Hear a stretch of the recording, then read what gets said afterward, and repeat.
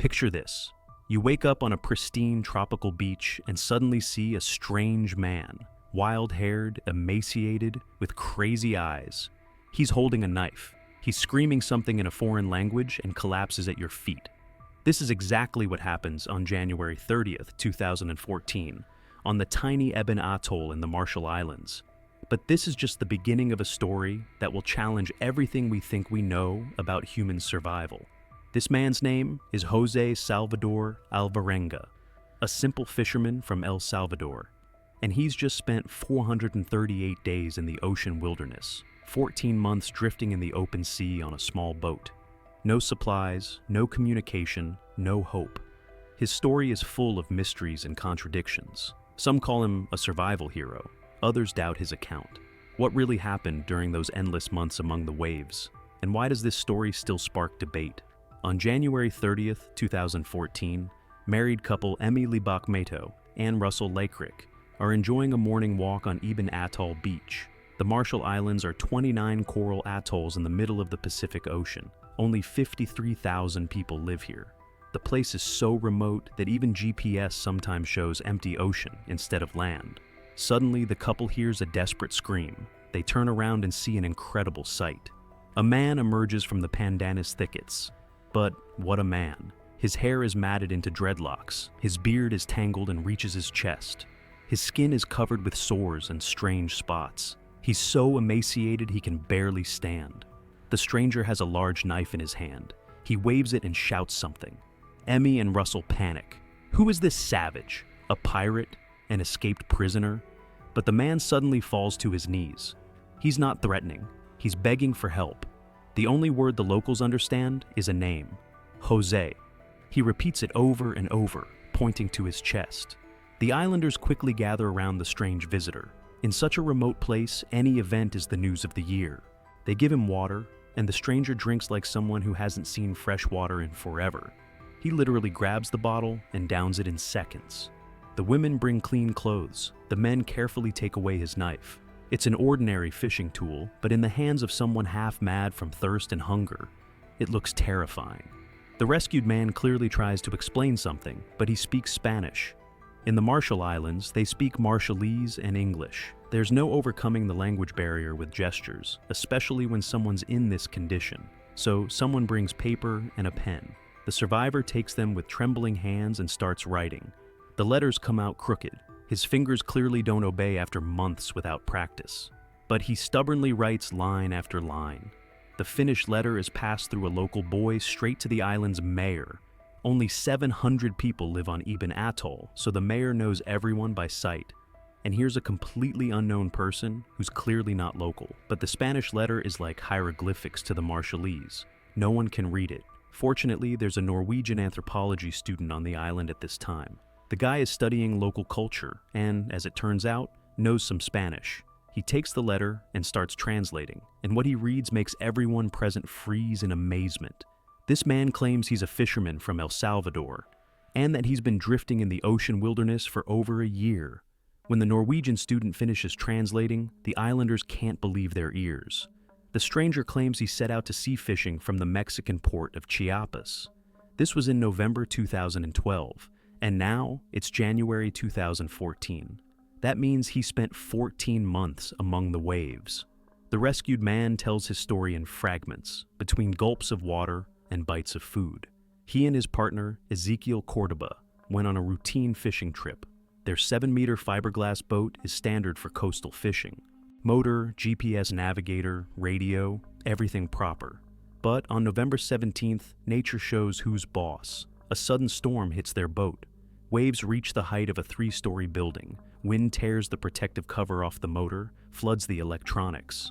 In just hours, a modern fishing boat turns into a helpless shell carried by ocean currents. The worst part? They lose all supplies. Fresh water, food, fishing gear, everything is swept overboard. All they have left is what they're wearing and the boat hull under their feet.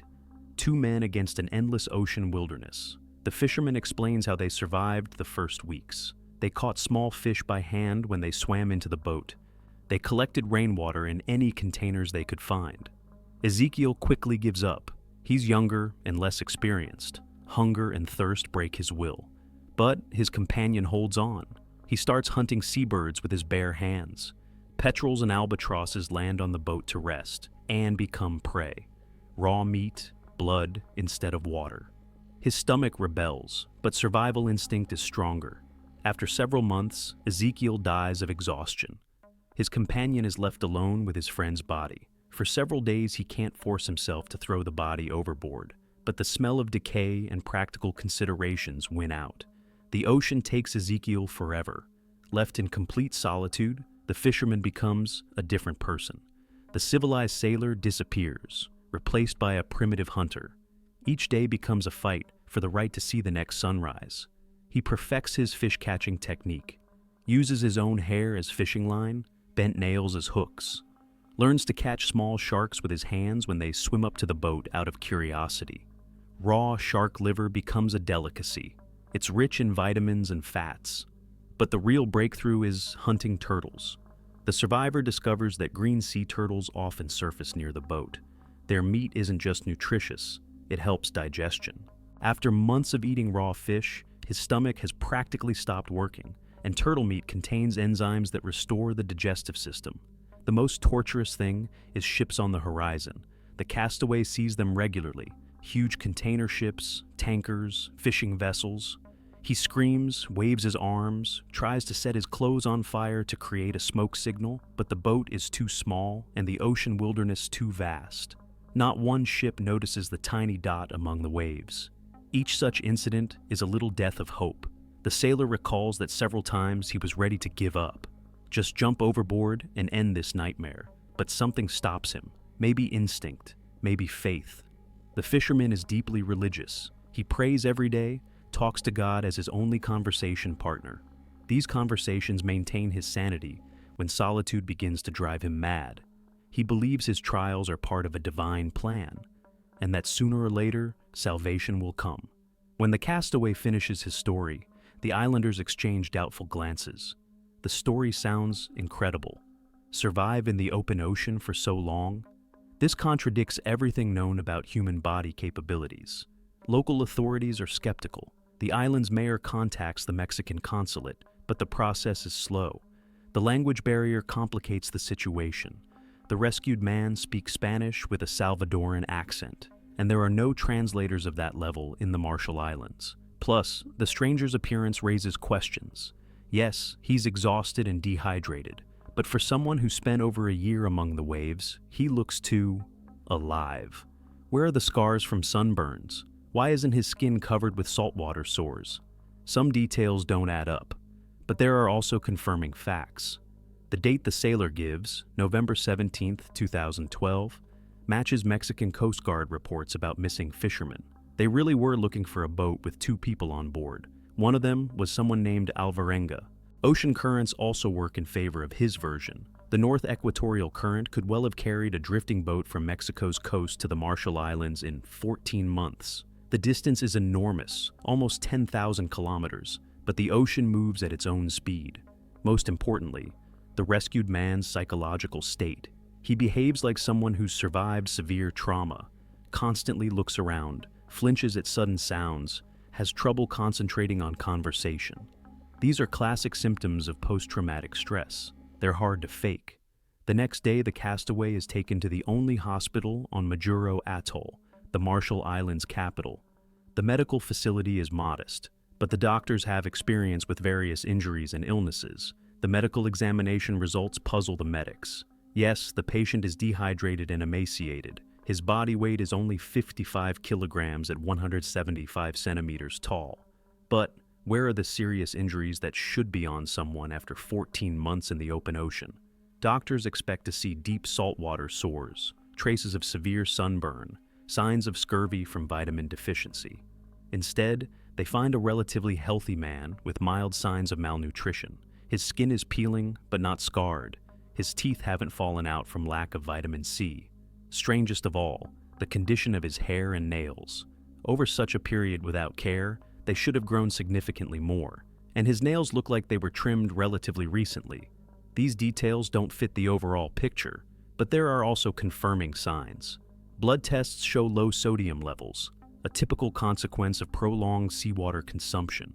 Muscle mass is indeed reduced, indicating chronic malnutrition.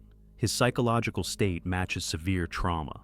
The hospital's chief doctor allows the patient to make an international call. This is a huge privilege on an island where communication is expensive and works intermittently. The rescued man dials a number in El Salvador with trembling hands. His mother's number, whom he hasn't heard from in many years. The call to El Salvador becomes a turning point in the story. A crying woman's voice on the other end. It's his mother, Maria Alvarenga. She hasn't seen her son in 15 years since he left to look for work in Mexico. Maria reveals an amazing story. Her son really disappeared 8 years ago, in 2006. She received the last message from him from a Mexican port and heard nothing more. Salvadoran authorities didn't help with the search. Undocumented migrants aren't their priority. But Maria never lost hope. She tells journalists that a mother's heart felt her son was alive. She prayed every day and believed in his return. This news confirms the patient's identity, but adds new questions to his story. If he disappeared in 2006, where did he spend the last 8 years? Why does he claim he only drifted for 14 months? What happened in the gap between his disappearance and appearance in the Marshall Islands? The most touching discovery concerns the sailor's family. He has a 14-year-old daughter, Fatima, who lives in El Salvador with her mother. The girl was born after his departure. The father has never seen his child. Fatima grew up without him, not even knowing what he looks like. When news of the rescue reaches El Salvador, Fatima sees her father's photo for the first time in her life. Journalists show her pictures of the exhausted man from Ebon atoll. The girl cries. This is her only connection to the father she lost before she knew him. International media pick up the story. Journalists begin their own investigation, checking every detail of his account. They contact Mexican authorities, request Coast Guard records, look for witnesses to his disappearance. The investigation results shock everyone. In official Mexican Coast Guard documents for November 2012, there are no records of missing fishermen by the names the rescued man gives. Moreover, no one in Chiapas port remembers such a boat and such sailors. This discovery puts the entire story in doubt. If he didn't go to sea in 2012, where did his drift story come from? Where did he spend these years? And most importantly, why make up such a complex story? But there's one undeniable fact. The man really appeared on a deserted atoll in the middle of the Pacific Ocean. How did he get there if he wasn't drifting in a boat? Other ways to reach the Marshall Islands are practically impossible. After spending several days in the hospital and recovering somewhat, the patient begins describing his story in more detail. Memory returns to him gradually, like frames from an old film. And the more details he remembers, the more plausible his version of events becomes. The sailor explains the confusion with dates. Yes, he disappeared from El Salvador many years ago, but he spent recent years in Mexico, working on various fishing vessels. He had no documents, he worked illegally, got paid in cash, lived season to season. In November 2012, he's hired by the owner of a small fishing boat. The fisherman is supposed to go to sea with a young partner, Eskil. The guy is only 22, inexperienced, but ready to work for little money. Their boat is a 7.3-meter fiberglass vessel with an outboard motor, standard workhorse of the Mexican coastal fleet. On board, GPS navigator, radio station, fuel supply for several days, and minimal provisions. The plan is simple. Go out 50-60 kilometers from shore, fish in the rich Pacific waters, return with a good catch. Routine that the sailor has done hundreds of times in his career. The first days of fishing go great. They find a school of big fish and fill the hold almost to capacity. The experienced fisherman is happy. Such a catch will ensure a good profit. Eskil is also thrilled. For him, this is his first truly successful sea trip. But the ocean is unpredictable. On the fourth day, the horizon begins to darken. The barometer on the boat shows a sharp pressure drop. The captain knows these signs. A serious storm is approaching. What hits their small boat exceeds everything he's seen in 20 years at sea. Wind reaches 80 kilometers per hour. Waves rise to the height of a 4-story building. The sky becomes black as night, though it's still daytime on the clock. The captain tries to turn the boat nose toward shore, but the motor can't handle such waves. The first giant wave covers the vessel completely. Water floods the engine, disables the electronics. GPS stops working, radio goes silent. The second wave tears almost all unsecured equipment from the boat. Fresh water supplies, most of the food, fishing gear, all gone. The sailors cling to everything they can, but nature is stronger than human hands. The storm continues not for hours, but days. 16 days straight, their boat is tossed by waves like driftwood. They can't cook food or sleep normally. Every minute they fight not to be swept overboard. When the storm finally subsides, the captain discovers they're in completely unfamiliar waters. No signs of land on the horizon. By his estimate, they've been carried 500 kilometers from the Mexican coast, maybe even farther. Taking stock of remaining supplies, the fishermen realize the scale of catastrophe. They have only a few liters of fresh water, some canned goods, and part of the catch that wasn't washed away by the storm. With normal consumption, this will last a week, maximum 2. The experienced sailor takes command. He's older, understands the sea better. Strict rationing is introduced. 1 sip of water morning and evening, a small piece of fish once a day. Eskil complains but obeys. They start collecting rainwater, using any containers and even their own clothes. The captain teaches his partner to catch fish with bare hands when it swims into the boat. Every little thing becomes a matter of life and death. The first weeks, Eskil still holds on. Youth gives him strength, and hope for rescue supports his spirit. They see planes high in the sky, wave at them, shout. But from several kilometers up, the tiny boat is invisible. Gradually, hunger and thirst begin destroying the young fisherman's body. Eskil loses weight faster than his companion. His skin takes on an unhealthy color. He starts complaining of stomach pains, dizziness, nausea. Psychologically, Eskil breaks first. He starts talking about home, about family he'll never see again. Cries at night when he thinks his companion is sleeping. Refuses his food portion, saying he'll die anyway. The captain tries to support his partner, tells stories of other fishermen who survive difficult situations. Says they'll definitely be found, that they just need to hold on a little longer. But the words sound increasingly unconvincing. After 4 months of drifting, Eskil finally gives up. His body can't withstand constant stress and malnutrition. One day, he simply closes his eyes and doesn't open them again. The survivor can't believe for several hours that he's alone. The hardest decision in the sailor's life, what to do with his friend's body. A decomposing corpse in a small boat creates unbearable conditions. But throwing a person overboard like garbage, that takes resolve. The captain makes himself a promise. Whatever happens, he won't eat Eskil's body. This is the last boundary he won't cross. He moves the body to the boat's bow, away from himself, and continues his survival fight alone. Now he has only the sea, sky, and his own will to live. This is when the real survival test begins. Left in complete solitude, the survivor realizes he must invent new rules of life. The civilized man died with Eskil. Now he needs to become a primitive hunter to see tomorrow. He perfects food procurement methods, uses his own hair as fishing line, bends nails into hooks, learns to catch small sharks with his hands when they swim up out of curiosity. Their liver becomes a delicacy, rich in vitamins and fats. But the most important discovery is sea turtles. The fisherman finds they regularly surface near the boat. Turtle meat isn't just nutritious, it helps digestion. After months of raw fish, his stomach has practically stopped working, and turtles contain enzymes that restore the digestive system. He collects water during rains, using any containers and even clothing, learns to predict weather by cloud color and wind direction. Every drop counts. Some days there's no rain for weeks. But physical survival is only half the battle. The main enemy is his mind going insane.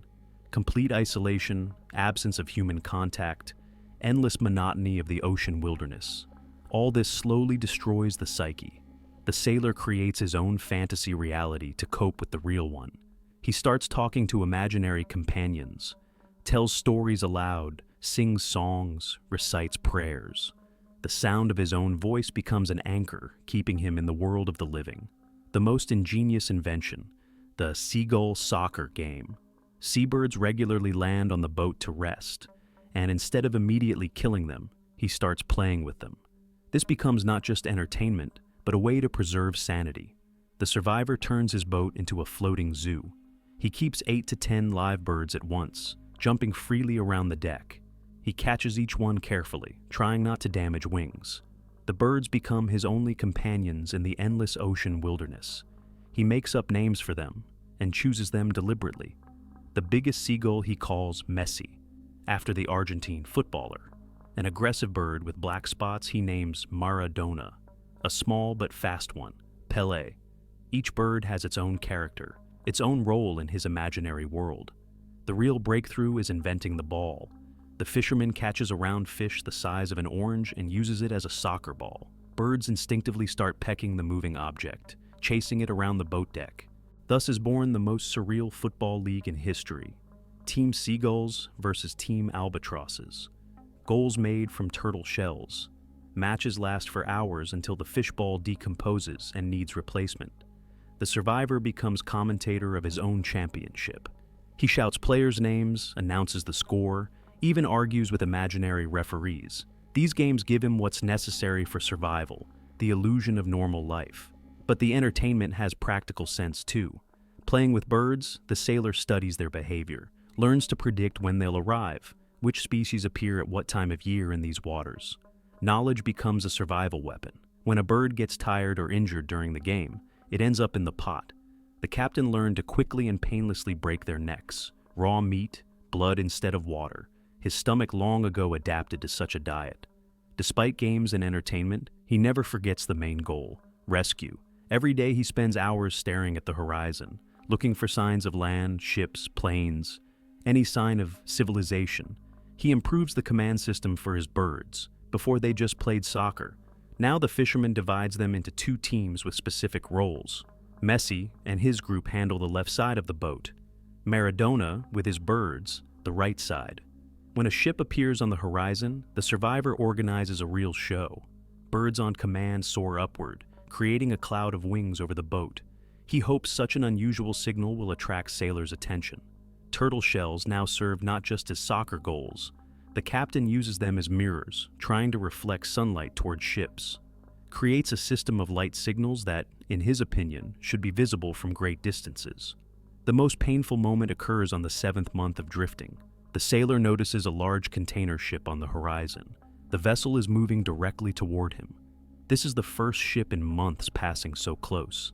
The survivor goes into a frenzy, screams, waves his arms, sets his shirt on fire to create a smoke signal, sends all his birds into the air simultaneously, bangs turtle shells, creating sun reflections.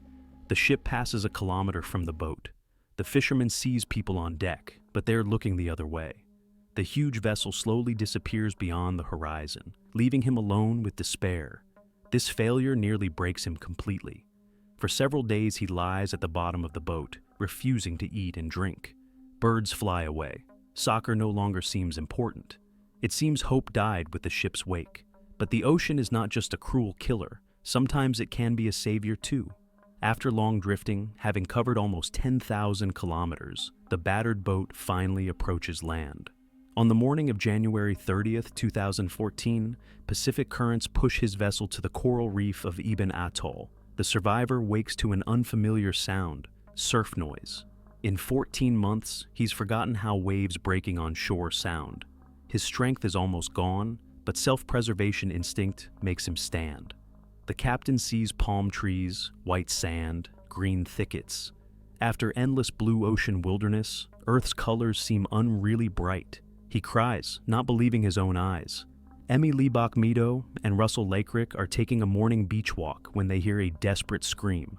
A man emerges from the thickets who looks more like a wild animal, bearded, exhausted, with crazy eyes. A large knife in his hand, but the family quickly understands this isn't a threat, but a plea for help. The man falls to his knees, repeating the only understandable word. The islanders give him water, and he drinks like someone who hasn't seen fresh water in forever. The story spreads across the island like wildfire. On an atoll with 700 people, a stranger's appearance is the event of the century. The rescued man writes a letter in Spanish, translated by a Norwegian student, and what he reads sounds like fantasy. A fisherman from El Salvador claims he drifted in ocean wilderness for over a year, in a small boat without supplies, eating whatever he could catch. The story seems incredible, but the man really appeared in the middle of the Pacific Ocean. When the first shock of rescue passes, questions begin. Doctors examine the patient at Majuro Hospital and find strange inconsistencies. Yes, he's exhausted and dehydrated. But where are the traces of severe damage from a year in the open ocean? Most surprising, the absence of scurvy. This disease inevitably develops with vitamin C deficiency. Sailors of past centuries died from scurvy after months without fresh vegetables and fruits. And this man spent so much time at sea, eating only raw fish and birds. Doctors expect to see fallen teeth, bleeding gums, non-healing wounds, classic scurvy symptoms. Instead, they find a relatively healthy man with signs of malnutrition but no critical damage. Hair and nail condition also raises questions. Over such a period without care, they should have grown significantly more. It seems like they were trimmed relatively recently. These details don't fit the long drift story. Psychologists working with the patient also express doubts. He describes partial insanity, hallucinations, conversations with imaginary companions. But his behavior doesn't match someone who experienced such trauma. Specialists expect to see serious signs of post-traumatic stress. Instead, the rescued man adapts to normal life fairly quickly, calmly communicates with journalists, details his story, doesn't show characteristic symptoms of mental disorder. Despite medical doubts, the story quickly wins worldwide popularity. International media pick up the miraculous rescue tale. The man who beat the sea, the greatest survival story. Headlines know no bounds. The survivor gives interviews to major world TV channels. CNN, BBC, Spanish and Latin American media line up for exclusive materials. A simple fisherman from El Salvador becomes a world celebrity. The most dramatic moment, meeting family. Mother Maria sees her son for the first time in 15 years. 14-year-old daughter Fatima meets the father she's never seen. Tears, embraces, vows to never separate again. Perfect television material. To stop disputes about authenticity, the hero agrees to take a lie detector test. The result surprises skeptics. The device doesn't detect signs of deception. He sincerely believes what he's telling. But this only adds questions. Can a person so convince himself of a false story that he passes a lie detector? Or is his account really truthful, while medical inconsistencies are explained by individual body characteristics? Partner Ezequiel Cordoba's story also remains a mystery. Mexican archives have no records of two fishermen disappearing in November 2012. Ezequiel's family didn't file a missing person report. It's as if this person never officially existed.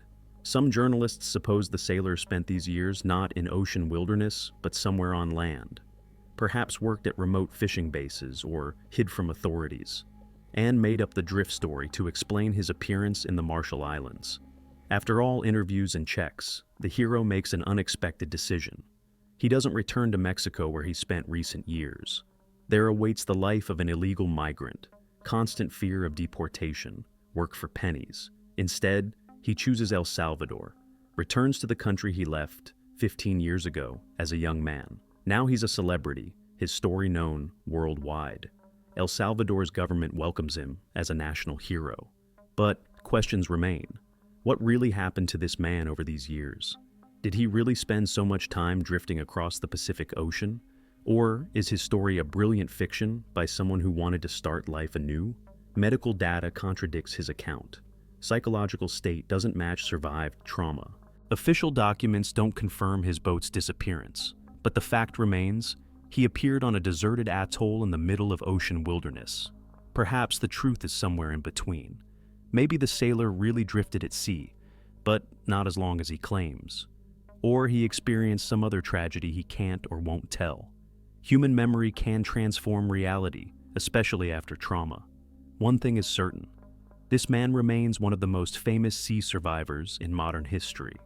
The story inspired millions of people, showing what the human spirit can do in the fight for life.